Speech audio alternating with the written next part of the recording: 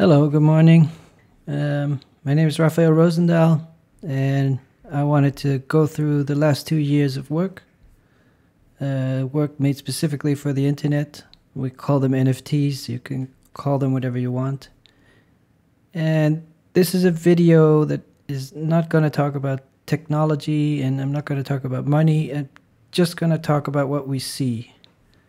And my work is often the endpoint of following an interest. So it feels strange to talk about it sometimes because it seems so bare and the idea is so small.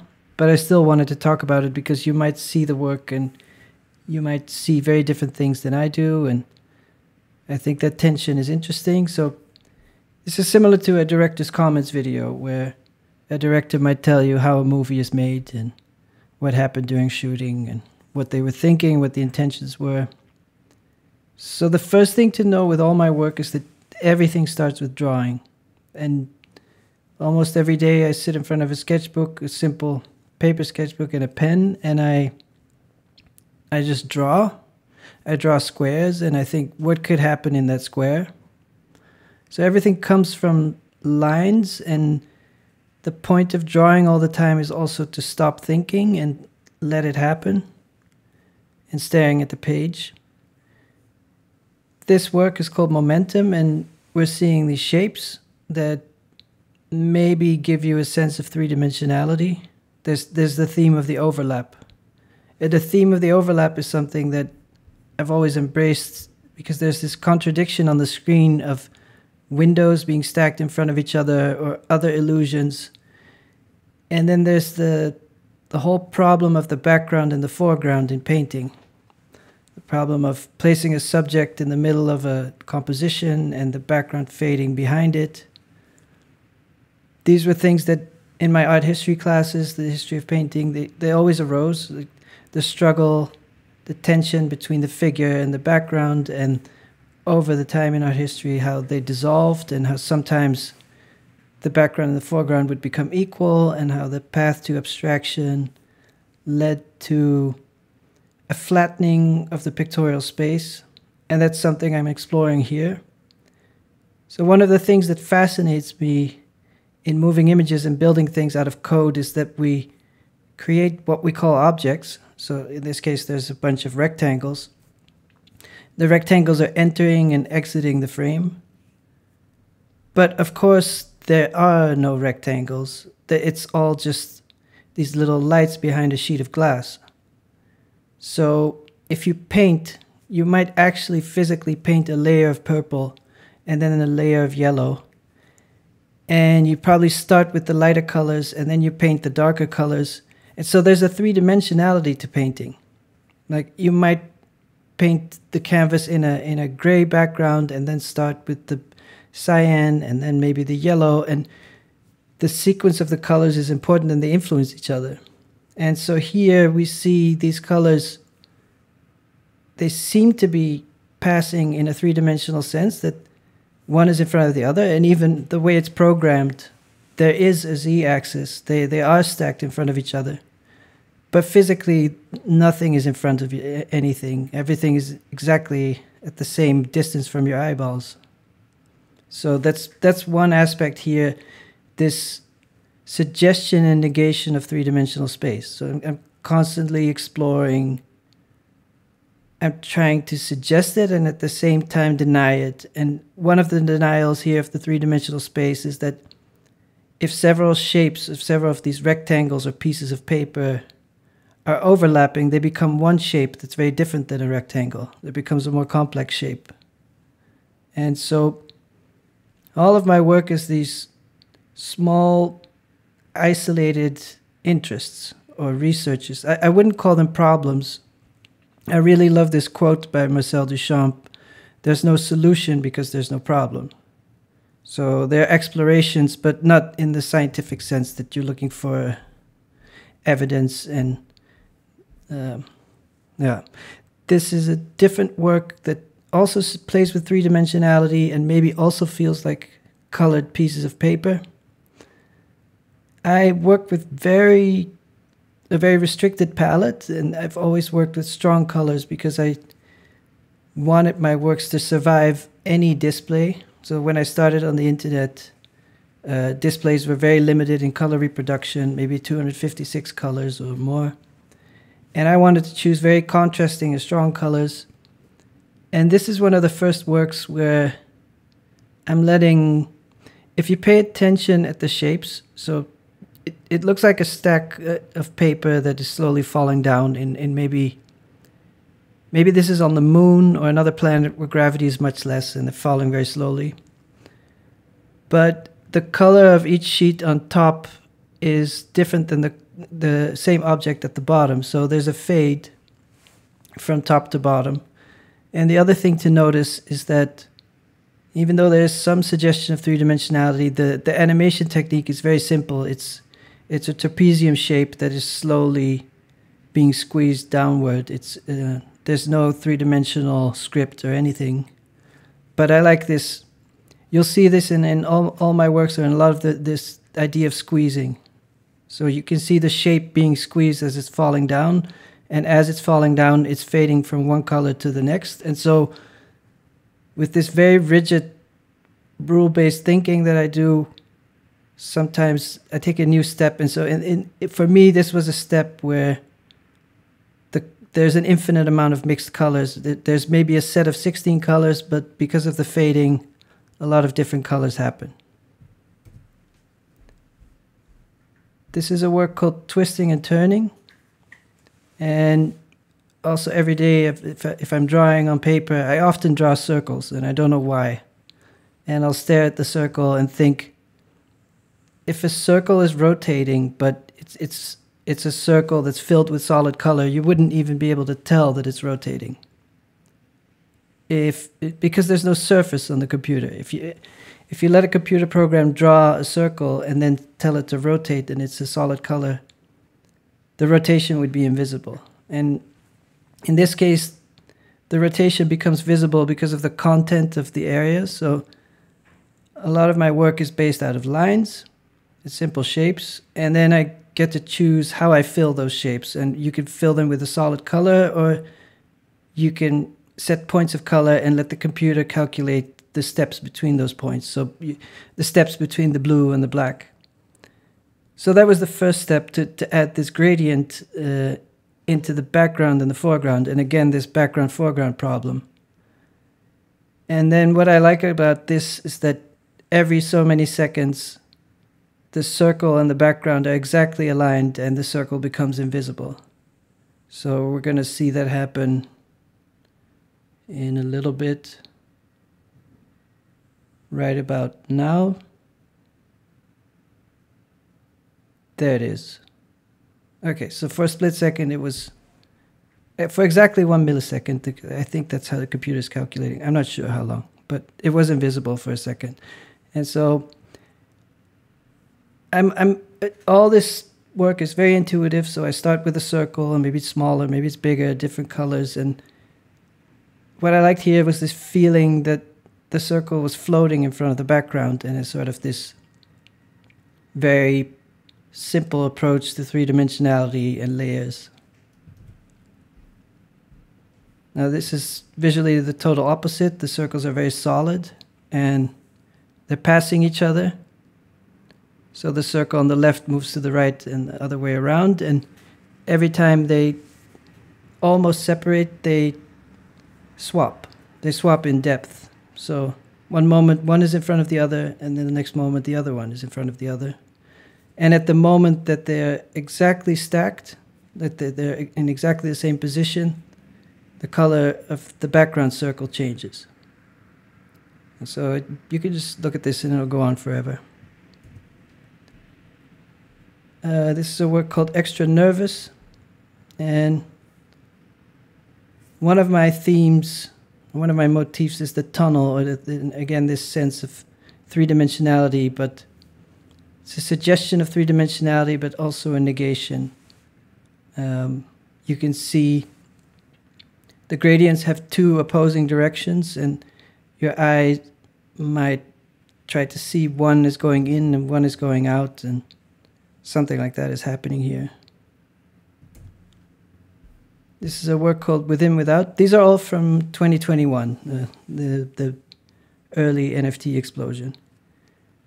And so again, if you imagine someone drawing in a sketchbook, drawing squares, and then thinking what could happen with those squares? Well, the squares could move inward, they could move outward.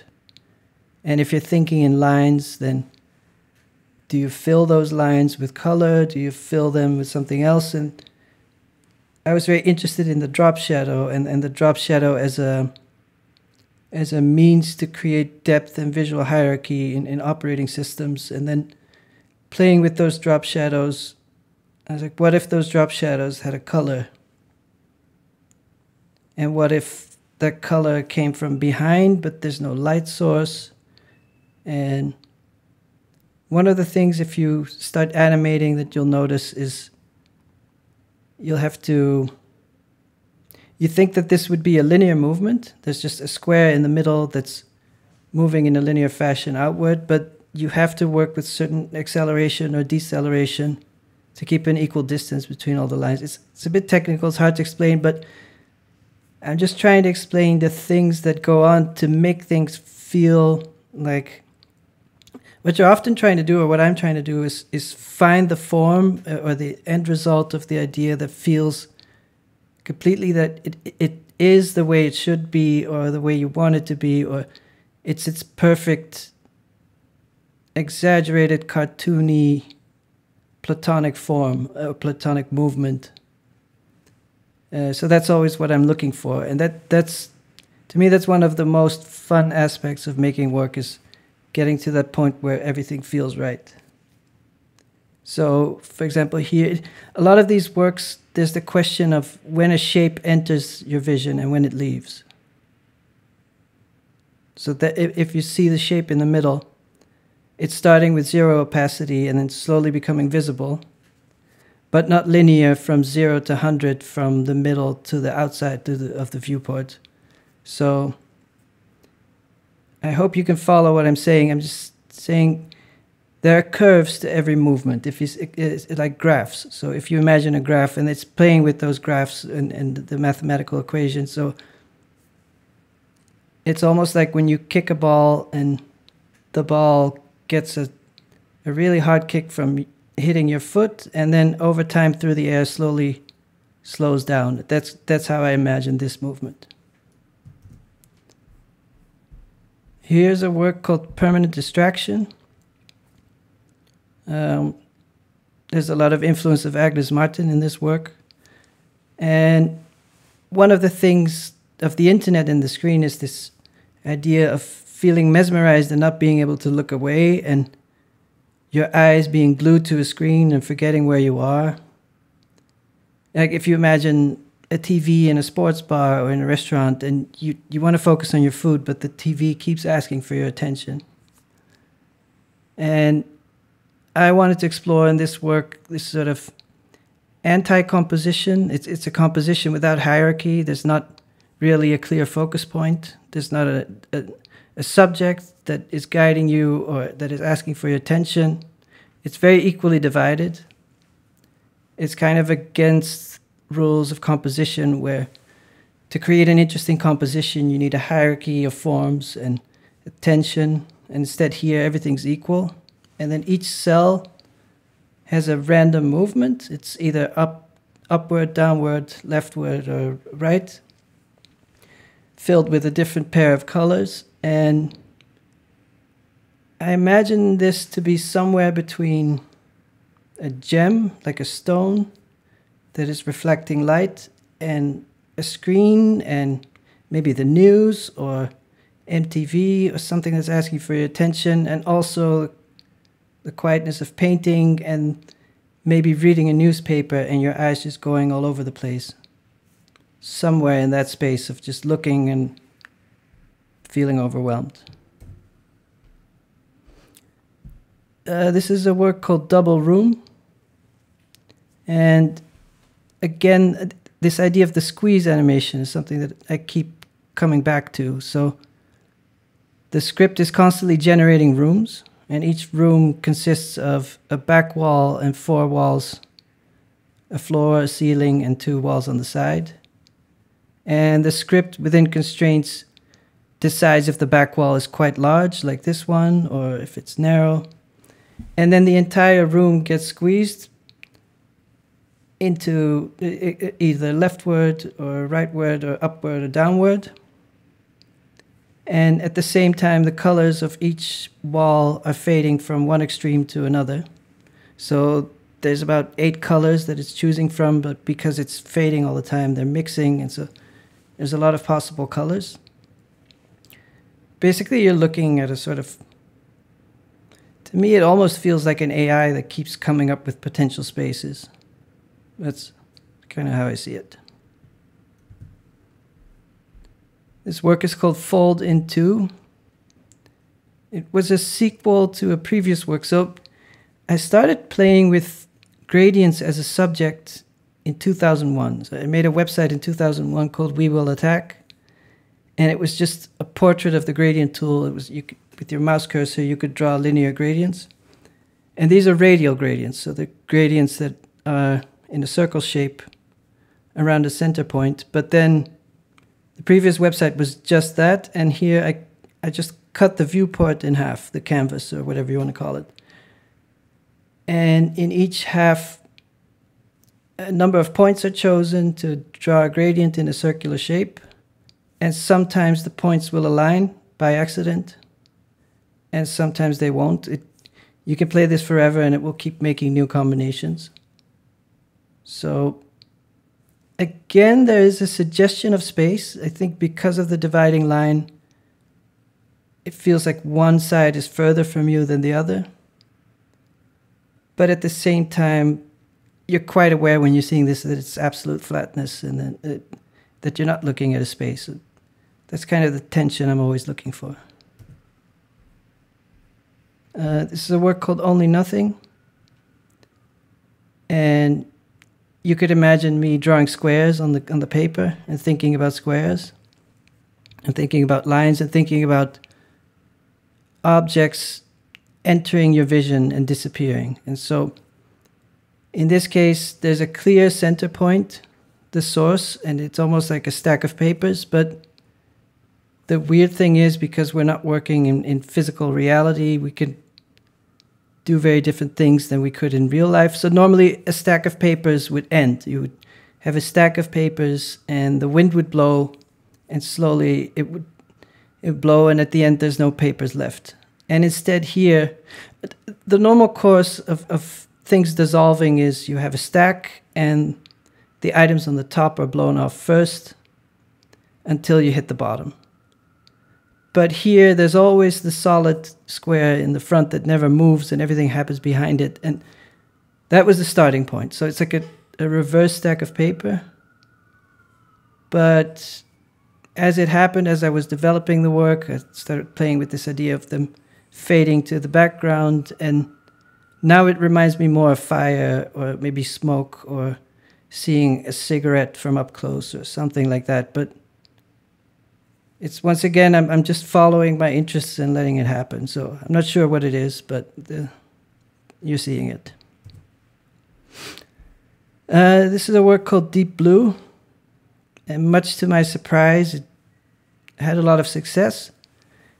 And the thing that impressed me, I was making an exhibition, and the thing I learned from exhibition making is really that maxim, less is more, or less is beautiful. When you fill a room with projections with something, like this work in particular, really activated the room. So there's this sense, again, the squeezing animation and the sort of melancholy colors and the reverse three-dimensionality. It just created this very downward,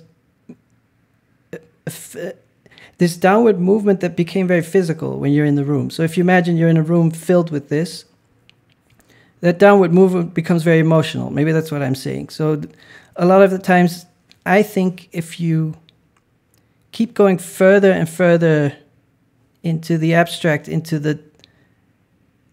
if you let go of meaning and you let go of goals, and you just explore and explore and explore and start peeling away until you get to an essence, it becomes emotional. that's the only way I know how. It's just by peeling away, and at some point it just becomes an emotional thing. So it's something I'm not in control of, and some of my works I find more relatable than others, but this was just a work that when you see it large, it just has that impact, much to my surprise. I had no idea. This is a work that I had been playing with for maybe 6 years, but it was always the reverse. The shapes at the top were closer together, and at the bottom, and at some point I was just playing with the settings and flipped it around, and then it was right. Then you get to that. There's always that question: when is a work finished? And it's always a great feeling when you feel like I found the way it should be, and there's no other way. This is a work called Open. There's a recurring theme for me to look for abstractions of flowers.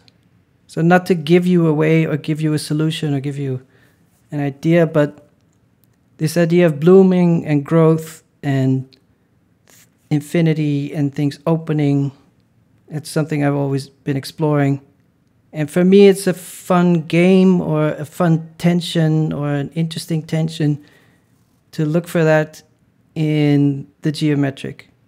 So, of course, you could film a flower, you could record the sound of a flower, you could put a flower in a gallery and look at it. And I look at it through geometric abstraction and code.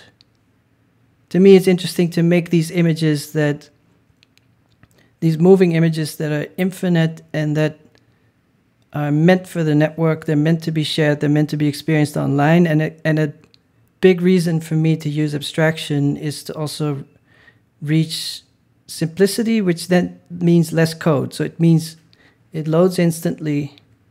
Anyone with any connection can watch it. It can scale. It can scale to the size of a building, or it can be viewed on your watch. And that's the whole ethos of these simple shapes and these reduced colors. And then it just becomes this endless search of what you can do with those restrictions and what can you depict or what can you suggest. So I'm interested more in suggestion than depiction. And a big part of my work is also, as computers get more complicated over time, we tend to ask the computer to become more realistic. And I want to do the opposite. So this is not a very realistic flower, and you might see something totally different in it. Maybe there are M&Ms, I don't know. But that's my exploration.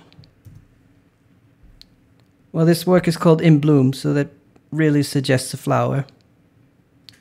Of course, these could be elevator doors. This could be a Hollywood musical with dancers that you're seeing from above. There's many things it could be, or you could accept it as geometry and as exploration. Again, this work is not as linear as you might think. It's a lot of my compositions, I'm looking for the boldest possible way. So if you look at the balance of shapes here, I'm looking for this feeling of bigness. A lot of early net art and a lot of computer art is very glitchy and very pixely, and I wanted these more architectural, bold dimensions. Now we arrive at a work called Endless Nameless. And all the works you saw before are what we call one-of-ones, so it's single works.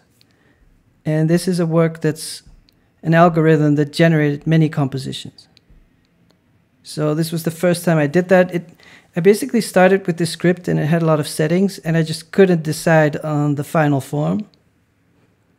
And then the question of generative art came along, and this was the right fit.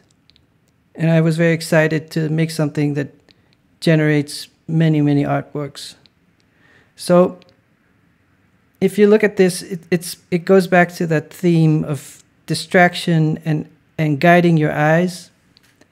And I see this very similar to how music is composed and how music guides your thoughts and feelings and guides your ears. And so I see art and my exploration of form as a way to guide your eyes and almost to give you a place to stare and look in a playful way, because all day long we're looking with a purpose. We're seeing, is the bus on time? Is the door open? Did I forget my glasses? There's a lot of goals to everything, and I want to make a place where the only goal is seeing itself.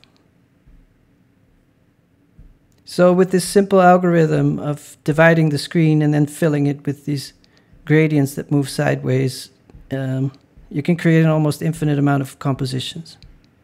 And it was interesting to see the community response and why people gravitate to certain compositions. It's a big mystery to me why this is more beautiful than this, or this, or this, or this. It seems that computers are very good at generating options and that humans are better at making choices. At least as far as I know, computers are not that good at deciding what's good, but maybe that will change. This is kind of a continuation of the same theme of dividing the screen and filling it with color and giving that color a movement. But where the previous work, Endless Nameless, was all about sideways movement, this one is all about this central movement from the middle. A lot of this, you know, again, you can imagine someone drawing a square and dividing it with their pen and filling it with color. But one of the themes that I keep seeing is this depiction of water. So I keep seeing these water drops falling into a pond, but maybe the pond has a grid somehow. I don't know how. And when I thought of this as water, I was also very interested in this being completely artificial, but also somehow more natural than looking at a video of water. So maybe this is a way for a computer to become liquid.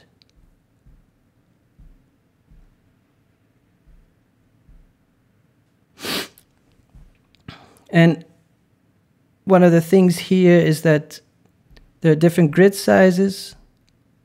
Here's the grid is just 1 by 1. So we see the colors coming in from the center and moving outward. And then once you have a grid, there are different rules. So here, there's a rule of these diagonal lines and different phases of the same animation. So the same animation is happening here. It's just different moments of that animation, and that's creating the diagonal lines. I invite you to explore the work further. They're all viewable online.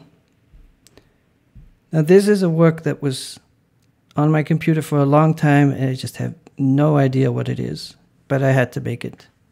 I made it as a poster, I made it as a light box, and I don't know why. Like most of my works, I can explain how I got started with it. I just started making this, and I never knew whether it should exist. I just left it on my computer for a long time, and I finally put it online, and here it is. It's called This, because I have really no idea. This is the last work of 2021. It's called 81 Horizons, and as you can see, there's a horizon, there's the color of the sky, and then the color of the ground. So this suggests the desert, maybe midday with very bright sun. This is quite a light lake, or maybe the ocean, and maybe it's the end of the day with a sunset, but still a lot of light. Here we have the desert, or maybe this feels more like the beach. So this whole work is just these two areas of color that suggest space. And so it's really the least amount of information you can have to suggest space. I think the horizon is the bare minimum to suggest a pictorial space, to suggest that you're looking at something beyond the screen. So where the previous works were fully abstract and they're not really suggesting a space, this is clearly, you're looking at a window and you're looking outside of the window. And I arrived at these 81 combinations. There's nothing random about this work. They're chosen very specifically to make pictorial sense. So this, for example, is maybe the sky in the Netherlands at a parking lot. This is maybe asphalt with the same kind of weather. And here's maybe late summer night with a grass field. So I just arrived at these 81 combinations that make pictorial sense. And this is, to me, an example also of using abstraction as a means of compression. So you could shoot a photo at 4 megapixels and compress it, or at 8 megapixels, or 56 or 72, and you'll never get to reality. It doesn't matter how high res you are. And so this is the tiniest amount of information you can have to suggest nature or to suggest a space. This is back to the circles, but in this case, kind of felt like a group dance. And again, they change color at the moment that they're invisible. It's called. This is a work called To Do. And here you can clearly see that the movement is not linear. So you can see a color coming into the frame every time it's a random side of the frame that it comes in. And as you can see, it's kind of fast at the beginning and then slows down. So it gives a little bit the feeling of a door. If you open a door, the end of the door is moving in a quarter circle or a semicircle. And if you look at it from one point of view, the movement becomes like a sine wave. And there's a speed. What I'm trying to say is that the acceleration or deceleration of the movement gives it a figuration, at least to me.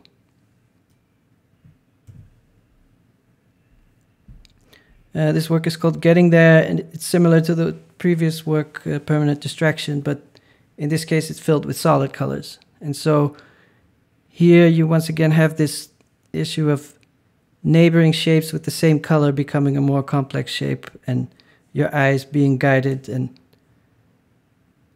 I'm very interested in making moving images that feel like you're looking at a painter who is searching for the right composition but can never find it. So this idea of searching and not arriving.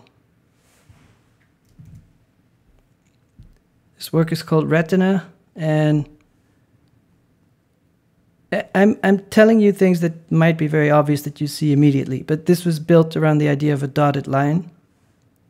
And I think, I don't know why, like, if you go back to the beginning of drawing, there's always the idea of drawing, and you're drawing lines, and what if that line is made out of, what if there are interruptions to that line? And so here you're just seeing a number of squares that are moving in opposite directions and then start creating these strange overlapping shapes. And the width of the line of the stroke, the thickness, is exactly chosen in a way that it fills up the whole screen. So there's 1, 2, 3, 4, 5, 6 squares, and then they are divided in a way that they fill up the viewport exactly. This work is called From the Dark Past. This is an older work that I recoded and it became an NFT, but it's an early work from 2009, I think. I adapted it many times, and I like this feeling of falling forward and then never arriving anywhere. So it's a generative landscape that just keeps going. This work is called Non-Either, or Non-Either. And a lot of digital art revolves around particles, and this obsession with the more particles, the better, the more computational power, the finer the grain. But this is kind of a zoomed-in particle engine. The particles are very exaggerated. And here we're again with that background-foreground problem where you're seeing these shapes. There's these two opposing spirals that are rotating into each other, and more circles are coming from the outside and are pushing their way inside, and they're all fighting for space. Here the spirals are less dense, but they're still spirals, and here it's more chaotic. But a lot of this came from playing with the algorithm of how random it is or not, and how dense they are, and how many different colors do you allow. Like here, there's 2 colors. And then, of course, there's the weird association of blood cells and germs and things attacking you or things leaving you. Yeah, and it also reminds me of the Looney Tunes intro, those weird shapes, which always kind of looked like the human digestive system. This work is called Diagram, and it's again this squeezing animation and shapes pushing each other. So you can see there's these sections that each have a different color pair, a gradient pair, and when a shape enters, it's squeezing all the other shapes. A lot of my work is about objects and shapes entering your vision and leaving. So that's again what's happening here. And all I see when I see all these works is my sketchbook. I just see the process of drawing and thinking, like, in how many different ways can I divide a square? That's really what I see when I go through these works. This work looks quite different than the rest. It's called Infinite Entropy, and basically they're circles that move from the middle outward, but the difference between most of my works is that I'm working with transparency. So the circle has a solid color in the middle and then moves to transparency and then is overlaid and creates this very soft effect. So very similar to non-either in a sense, but the result is quite different. But it's really the same kind of train of thought of just circles moving outward, except all the circles here have different sizes. So that's quite different. This work is called Dark Rotation, and that's all we see. We see these dark colors rotating. That's a big part of why I love the internet, is that I can create works that I have absolutely no idea why they are the way they are. It's just, I look at the square and I think, how can I fill the square? And maybe it should move. And again, what's the least amount of information to show the idea of rotation? And as I was making this, there's a complexity to finding the final result. So how much black do you show? How slow is it? Those are the things I play with forever. So it might take a few years to arrive at that point. Maybe you're looking at this and you're thinking, I could do that in 5 seconds, and maybe you could, yeah. But it takes me a while. This work is called Center. And all it is this gradient in the middle and fading to black. And I'm very interested in vision and that feeling when you just wake up and everything's kind of blurry. I've tried to be very aware of the process of waking up sometimes. It's like, what does it feel like to wake up and start seeing? And it's very hard to do, to be aware at that moment, because you're not aware yet. But that's one of the things I've always found intriguing, the idea of waking up. So I think there's about 10 colors here, that it's slowly fading from one to the other. And it's crazy how hard it is to make the final work that performs the same on every device. And it's very different than making a painting in its final form. So you're trying to use the least amount of code that is stable across all devices and that gives almost the same sensation on every device. That I've been very lucky to work with my programmer for so many years, and that we've always been very...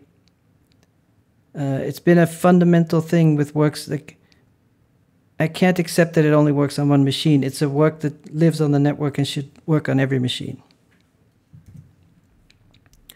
Here's a work called Corners, these generative corners. And you remember the horizons, and in this case, that was one line. Here there's 3 lines. It's 3 times as complex, you could say. And it chooses a center point, and then one line goes at 0 degrees, one goes at 90, and one goes at 45. And that creates a space, a 3-dimensional space. It suggests a space. There are different colors used. Sometimes there's 3 different colors. Most of the time it's 1 color in 3 opacities. And the thing that I'm interested in with this generative work, this generated 64 different corners. And I'm just so intrigued which one feels the most like a corner. Which one is the corner? And if you go around with a camera and start photographing corners, and you keep thinking, there are many corners, but which one is the corner? Which one is the Coca-Cola? Which one is the Guggenheim of corners? Like, when you think of like, what is a museum? You think of certain Platonic ideals, and what is a corner? What is the ultimate corner? So that's the intriguing thing to me, and maybe it doesn't exist. But when you photograph and you're thinking about composition, I think this is what happens. You're framing something. You're thinking, should it be a little bit more to the left, a little bit more to the right? What's the best? It's very mysterious to me, this hierarchy of composition and this hierarchy of beauty, of what one is more beautiful than the other. Here we have a door. So again, I'm obsessed with these objects that with very little code you can suggest something. And so this suggests a door.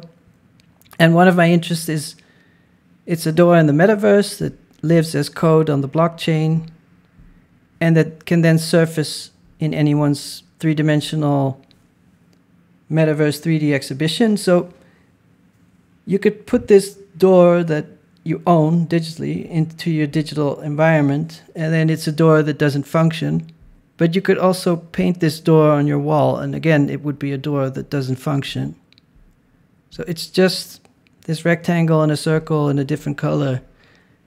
And the colors signify ownership. Only one of each color exists, and so someone can say, this is my door, this is my door. I find this idea of ownership very interesting. It's a strange communal energy. This is a continuation, and maybe, we'll look at this another time. This work is called Homage, and one of the key things of NFT that was new to me was this idea, feels like an NFT is more of an object, and before I was making websites, and that feels more like a place. And so I made a website called homagetoThe.com, which had this animation, but it was what you call responsive, so it would scale to any window. And I was always proud of the responsiveness. But with NFT, all of a sudden, I could make objects, and I could say an NFT has a certain aspect ratio, and it's often square. And then the square made me think of Joseph Albers. He has this work, Homage to the Square, and I had already been thinking about those works, but then the Square NFT arrived, and it just felt like a perfect fit.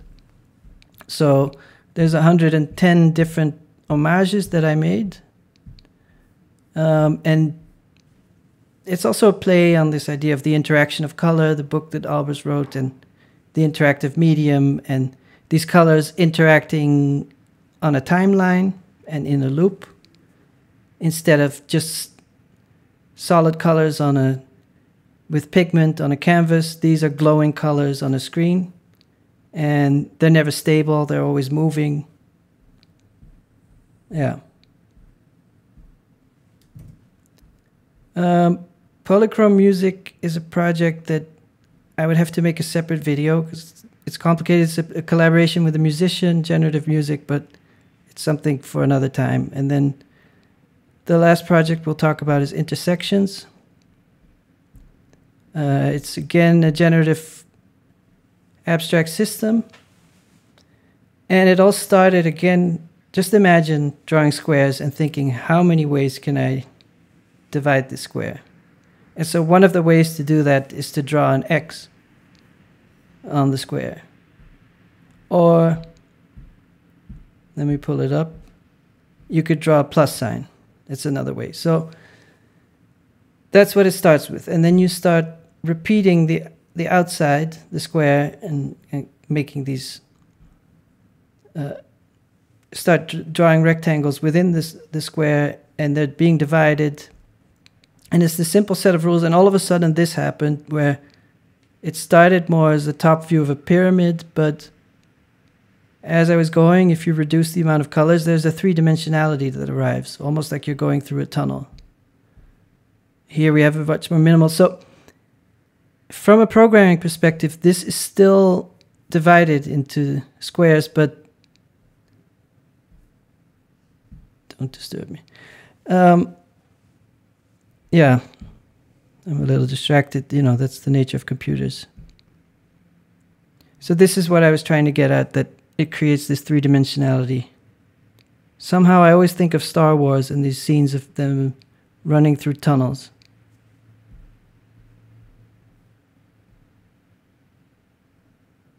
Okay, well, thank you for listening. I hope I didn't obstruct your interpretations of my work. I hope you feel free to think whatever you want, to feel whatever you want, and don't limit yourself by what I say. And talk to you next time. Thank you. Bye-bye.